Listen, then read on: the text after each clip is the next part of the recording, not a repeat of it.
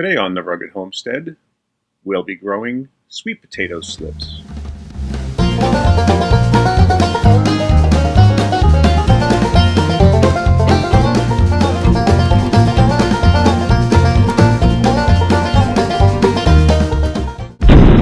I was inspired today by Siloe Oliveira from Suburban Homestead uh, and his video this morning on how he had a failure of growing sweet potatoes last year in his garden. Well, actually, I had the exact same experience he did, and how my sweet potatoes came out in my garden last year. So I thought I would show what I'm doing this year to grow sweet potatoes, how to grow my slips before I plant them in the ground. Last year was the first year I had actually grown sweet potatoes, and though I had seen videos on others and their gardens with sweet potatoes in them, I really had no idea what to expect. And while my vines grew terrific, the actual tuber itself, they were all gnarly and stuff. I had a couple of good sized ones, just like Siloe did, but they were nothing really appetizing looking as how they came out. I had a couple, but all in all, it was a poor showing. So this year, starting off with a whole new setup, and so far, growing the slips anyway, things are going okay. The sweet potatoes I used last year are actually ones I had left over in my storage bin that I had purchased at the grocery store. And I think that might have been a contribution towards why they didn't produce as well as they should have. This year, doing something a little bit different. I've purchased sweet potatoes from Whole Foods, so they're organic, and I think that may go a long way towards helping me grow the sweet potatoes this year. I understand that traditionally grown sweet potatoes, um, they might have some kind of inhibitor applied to them to prevent them from actually growing. And I don't know whether that plays a role in the tuber actually not producing as well as it should. Of course, I live in northern climate, northern New Jersey, so there is a certain difficulty in growing a sweet potato just based on that. They like hot weather, and so the south is where most sweet potatoes are grown.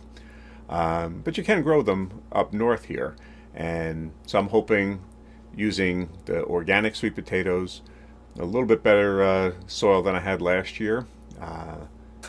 I think might be the year that I actually get a good production, good harvest out of my sweet potatoes. So I took a regular sweet potato and pierced it with a few toothpicks arranged around the midsection of the potato, and then stuck it into a glass jar filled with water. As you can see, all those little nubs are where roots will start growing out of the sweet potato. So you let it sit there, and in a couple of weeks' time, you have roots. Here's what it looks like after a few weeks. You have a good root system, good strong root system growing, and actually even some slips starting to produce there. Of course, this slip is growing out of the bottom of the potato, but that's no problem because you'll end up clipping it off anyway as long as it's got the room to grow. And this is what a healthy sweet potato plant looks like. It's growing numerous slips out of it. It's got some nice short stocky stems that provide lots of support for a plant growing in the future. And as you can see here, the root system is just as healthy, and probably getting ready for a transplant into a larger jar so that it can get enough room to grow out. When they grow about 8 inches or so, as you can see here, I like to pinch them off and put them in their own separate jar, an individual jar for themselves. And that way more plants can then grow up without crowding out the top of the sweet potato.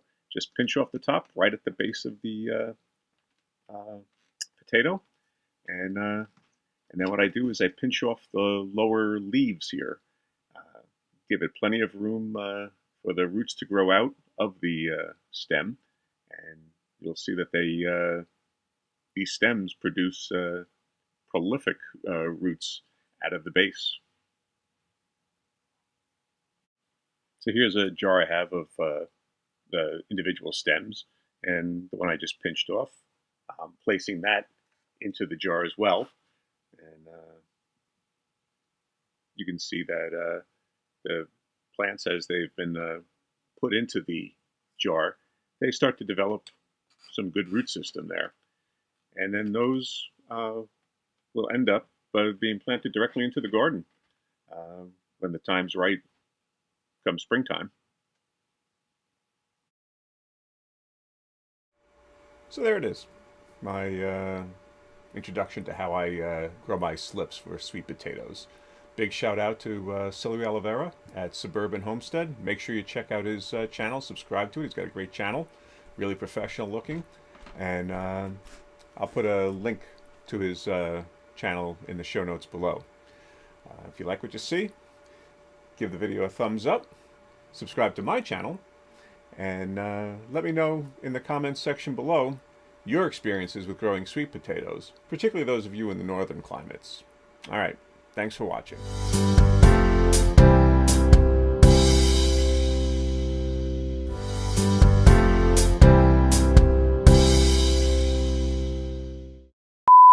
Hi, and welcome to another episode of The Rugged Homestead. Today we're going to be looking at growing tomato. Actually, I had the exact same experience growing sweet potatoes in my garden last year, and I wanted to show, though, how I'm growing sweet potato slips this year.